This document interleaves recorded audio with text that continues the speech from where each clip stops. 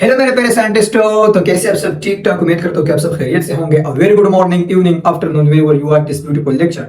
आज के लेक्चर में हम केमिकल फार्मूला डिस्कस करेंगे। इसमें हम पढ़ेंगे, अक्सर आपसे लोग क्वेश्चन करते हैं कि चलो सोडियम क्लोराइड नमक का फार्मूला बताओ, तो आप उसको बताते हो कि NaCl है। वाटर का फार्मूला बताओ तो आप उसको बताते हो कि H2O है। यही असल में केमिकल फार्मूला है, लेकिन हम केमिस्ट्री में कैसे डिफाइन करेंगे?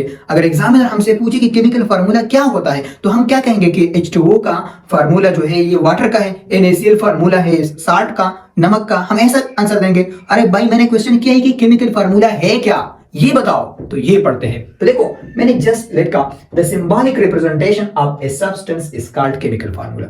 एक सब्सटेंस का सिंबॉलिक रिप्रेजेंटेशन करना। अब सब्सटेंस क्या होता है? देखो, हमारे पास सब्सटेंस है, तो सब्सटेंस में क्या शामिल है? सब्सटेंस में यहां पर तीन चीजें शामिल है। एक तो इसमें मॉलिक्यूल भी आ सकता है, सही है, मॉलिक्यूल। और वो मॉलिक्यूल जो कि H2 है, मतलब सेम एटमो से बना हो। H2 है, इसी तरह P4 है, इसी तरह S8 है, ये भी इसका फार्मूला है, सही है। और इस मॉलिक्यूल में और मॉलिक्यूल आते हैं जो कि डिफरेंट एटमों से बना है, लेकिन फिर हम उसको कंपाउंड भी कहते हैं। अगर कंपाउंड और मॉलिक्यूल का डिफरेंस आप समझना चाहते हो तो इस वीडियो में आपको मिल जाएगा, मैंने ऑलरेडी डिस्कस किया है। देखो, फिर हमारे पास इसमें कंपाउंड आता है, तो कंपाउंड में H2O भी आ सकता है, इसी तरह NaCl, इसी तरह एटसेट्रा, ये सब आता है। अब ये कंपाउंड हमारे पास, जैसे कि आपको पता है कि दो टाइप है, तो कंपाउंड में फिर हमारे पास मॉलिक्यूलर कंपाउंड आते हैं, मॉलिक्यूलर कंपाउंड आते हैं, और दूसरा क्या आता है? आयनिक कंपाउंड आता है, आयनिक कंपाउंड आता है। अब आयनिक कंपाउंड का जो स्मॉलेस्ट यूनिट है उसको हम फार्मूला यूनिट कहेंगे, और मॉलिक्यूलर कंपाउंड का जो स्मॉलेस्ट यूनिट है उसको हम मॉलिक्यूल कहते हैं। लेकिन याद रखिए, इस मॉलिक्यूल में वो मॉलिक्यूल शामिल होगा जो डिफरेंट एटमों से बना है, क्योंकि ये कंपाउंड है। कंपाउंड असल में the combination of different atom को कहते हैं बाय एफएक्स मास रेशो, सही है। ये मॉलिक्यूल इसमें नहीं आता, लेकिन फार्मूला तो इसका भी है। तो मैंने ऑलरेडी आपको लिखा कि ये मॉलिक्यूल, इसे हम एलिमेंटल मॉलिक्यूल कहते हैं, या एलिमेंट इसका भी आता है इसमें। तो the symbolic representation of a substance, substance में क्या शामिल है? मॉलिक्यूल इसमें शामिल है, इसमें एलिमेंट ये शामिल है, इसमें फार्मूला यूनिट शामिल है।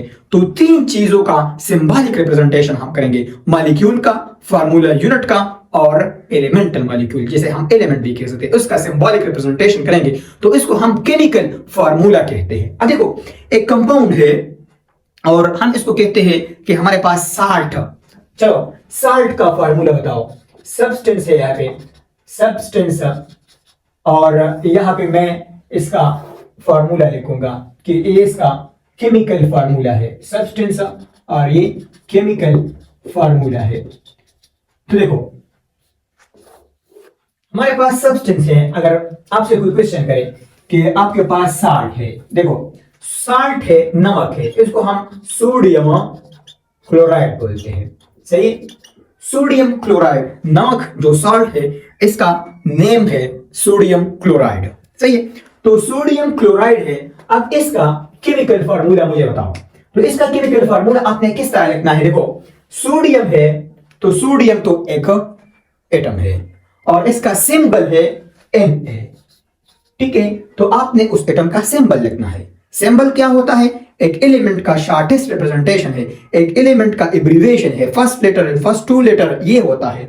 तो सोडियम Na मैंने लिख किया।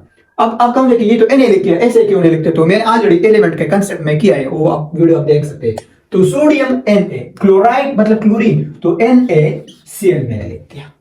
तो ये जो NaCl है ये केमिकल फार्मूला है सोडियम क्लोराइड का, नमक का, जो हम आटे में डालते हैं, जो हम खाने की चीजों में डालते हैं और हम खाते हैं। तो ये सोडियम क्लोराइड NaCl इसका फार्मूला है। अब देखो, इसी तरह अगर मैं आपको बता दूं कि आपके पास अमोनिया है, क्या है? अमोनिया। तो अमोनिया का फार्मूला हमारे पास NH3 है, सही है, NH3 है। जैसे यूरिया आप बना सकते हो, सही है, ये वो यूरिया है। अब मैं आपको बता दूं कि आपके पास एसिटिक एसिड है, क्या है? एसिटिक एसिड, वो एसिड जो लेमू में होता है, सही, वो एसिड जो लेमू में होता है, सरके में होता है, वो हमारे पास एसिटिक एसिड कहलाता है। इसका फार्मूला है CH3COOH। सही है। इसी तरह आपके पास है ईथेन। तो ईथेन वो गैस है, ईथेन, मीथेन, प्रोपेन, ब्यूटेन, ये सब हमारे पास गैसेस है। और ये वो गैसेस है जो हम घरों में इस्तेमाल करते हैं, जिससे हम शोला, फायर, आग जलाते हैं। सही है। तो ये हमारे पास वो गैस है जिसे हम सीओ गैस कहते हैं। सीओ गैस, घरों में जो गैस होता है ना, वो मीथेन, ईथेन, प्रोपेन, ब्यूटेन, इन 4 गैसेस का मिक्सचर होता है। तो ईथेन का फार्मूला है C2H6। इसी तरह वही गैस में एक और गैस भी है जिसे मीथेन कहते हैं, और उस मीथेन का फार्मूला है CH4। उसमें प्रोपेन भी होता है। उस प्रोपेन का फार्मूला है क्या, तुम्हें पता है? उसका फार्मूला है C3H8। उसमें ब्यूटेन भी है। उस ब्यूटेन का फार्मूला क्या है? Butane C4H10। ये है उसका। तो देखो, यहां पे नेम है, यहां पे फार्मूला है। नेम लिखो, फार्मूला लिखो। ये नेम है, सब्सटेंस का नेम है। ये क्या है? ये आपके पास फार्मूला है। ये देखो, अब NaCl आपके पास एक फार्मूला यूनिट है।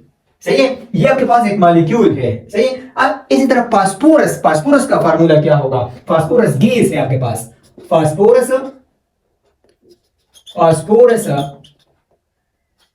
गैस है आपके पास। इसका फार्मूला क्या होगा? P4 है। इसी तरह आपके पास सल्फर गैस है। सल्फर गैस का फार्मूला क्या होगा? तो इसका फार्मूला है क्या? S8 है। सही है। इसी तरह आपके पास नाइट्रोजन गैस का फार्मूला N2 है। ऑक्सीजन गैस का फार्मूला O2 है। ओजोन का फार्मूला O3 है, एटसेट्रा। ये आपके पास क्या है? फार्मूला है। तो अब देखो, अगर मैं आपसे ये कहो कि क्या मैं ऐसा बोल सकता हूं कि ये NaCl अमोनिया ये असल में एब्रीवेशन है? क्या है? एब्रीवेशन है उसके नेम का। तो मैं बोल सकता हूं, तो chemical formula are actually the abbreviations of the compound name. Compound का जो नेम है उसके एब्रीवेशन है, हम इस्तेमाल कर सकते हैं। सही है। जैसे कि हमारे पास सोडियम क्लोराइड है। क्या है? सोडियम क्लोराइड है। तो इसका ये। अब देखो, अक्सर आपसे क्वेश्चन लोग करते हैं कि हमारे पास H2O है, इसको हम वाटर बोलते हैं। अब इसको हम नमक बोलते हैं, साल्ट बोलते हैं। तो साल्ट के लिए हम सोडियम क्लोराइड का लफ्ज इस्तेमाल करते हैं। H2O के लिए हम कौन सा लफ्ज इस्तेमाल करेंगे? मतलब इसका केमिकल नेम क्या है? तो यहां पे आप फंस जाते हो। तो मैं आपको बता रहा हूं, बहुत ट्रिक के जरिए आसान है। देखो, ये H2O है, ये 2 हाइड्रोजन है। तो 2 हाइड्रोजन के लिए हम डायहाइड्रोजन ऑक्साइड। ये तो ऑक्सीजन है, तो डायहाइड्रोजन ऑक्साइड, ये एक नेम हो गया इसका। याद हो गया? सही है। अब देखो,